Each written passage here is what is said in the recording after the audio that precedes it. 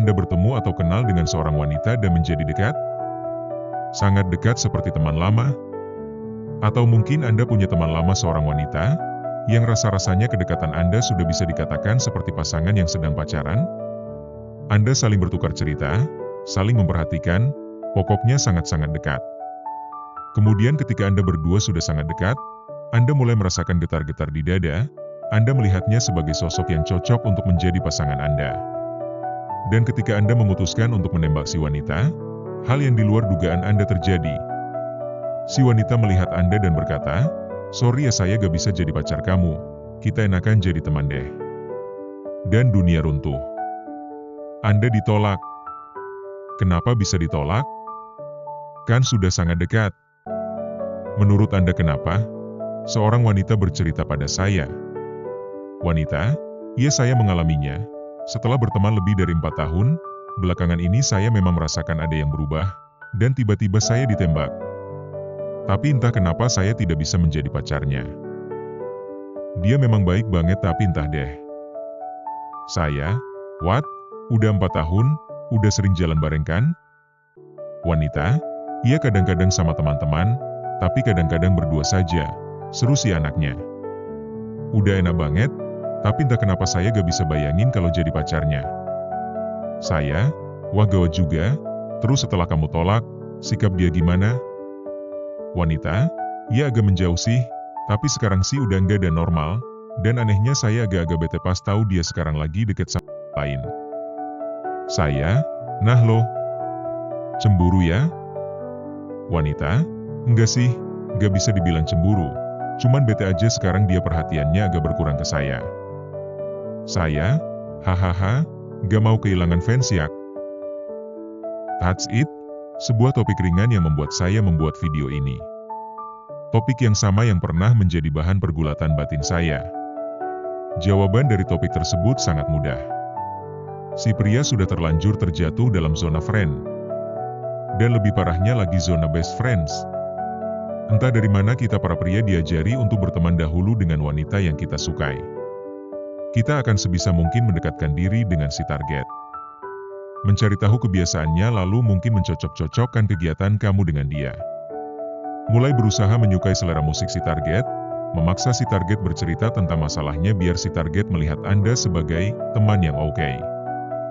Dan ketika si target dekat dengan Anda akan merasa, wow dia udah deket banget nih, mau diajak jalan, mau disuruh curhat, gue dah tahu masalah-masalah dia. Saatnya nembak, pasti diterima. Dan tanpa Anda sadari seluruh analisa Anda salah.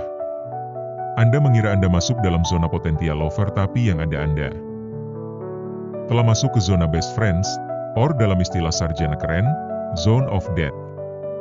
Sayangnya kebanyakan pria tidak sadar kalau mereka telah berada dalam zona ini sampai ketika mereka menyatakan perasaan dan fakta mengatakan demikian. Paling tidak ada 2 gejala yang harus Anda sadari sedini mungkin untuk menghindari zona ini, dan dengan bisa menghindari gejala ini maka paling tidak akan lagi menjadi masalah Anda. Yang pertama dan sudah pernah dibahas di beberapa video, saya membahas lengkap kenapa kamu akan masuk dalam support circle target Anda dan akhirnya hanya menjadi support circle seumur hidup. Saya masih ingat benar saran dari teman saya beberapa tahun lalu yang mengatakan kalau seorang pria harus banyak mendengarkan targetnya bercerita dan parahnya lagi salah satu indikator kalau wanita menyukai pria adalah ketika si wanita mulai curhat ke si pria. Sekarang rasanya saya ingin menampar pria-pria yang masih mempercayai indikator seperti itu. Yang kedua adalah ketika frekuensi Anda bertemu dengan si wanita menjadi terlampau sering dan tanpa diiringi peningkatan tenggo atau bahkan tanpa tenggo. Pernahkah Anda melakukan hal seperti ini?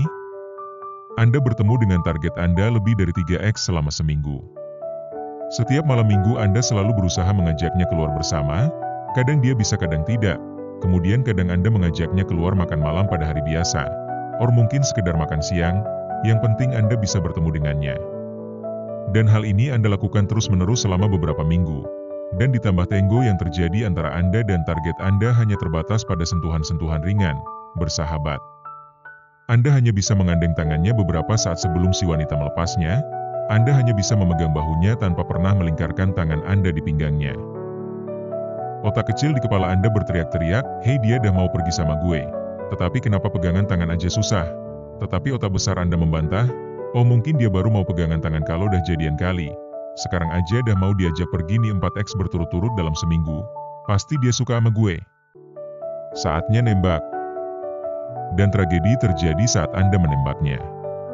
Frekuensi Anda menghabiskan waktu berdua seringkali dijadikan indikator yang salah oleh banyak pria. Anda mungkin mengharapkan dengan sering bertemu maka target Anda lama-kelamaan akan menjadi sangat menyukai Anda atau mengharapkan Anda. Sayangnya kenyataannya bukan berkata seperti demikian.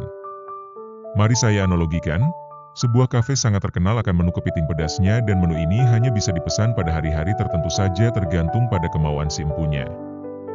Dan tentu saja setiap hari kafe ini akan sangat ramai karena para pengunjung mengharapkan hari tersebut adalah hari di mana menu kepiting pedas ini bisa dipesan. Lalu bayangkan jika tiba-tiba si empunya kafe memutuskan kalau setiap hari menu kepiting pedas ini bisa dipesan. Menu yang tadinya spesial berubah menjadi menu normal. Orang-orang yang tadinya penasaran dan selalu datang setiap hari tidak akan lagi menjadi penasaran karena toh menu kepiting pedas ini bisa mereka dapatkan setiap hari. Hal yang tadinya spesial menjadi biasa. Ketika frekuensi Anda bertemu menjadi terlampau sering, tanpa disadari kehadiran Anda menjadi sesuatu yang tidak lagi ditunggu-tunggu lagi tetapi menjadi sangat biasa. Saat Anda bertemu lagi untuk keempat kalinya dalam satu minggu, si wanita tidak akan lagi penasaran menantikan Anda hanya akan terlihat seperti teman-temannya di kantor ataupun di kampus. Tidak ada lagi yang spesial.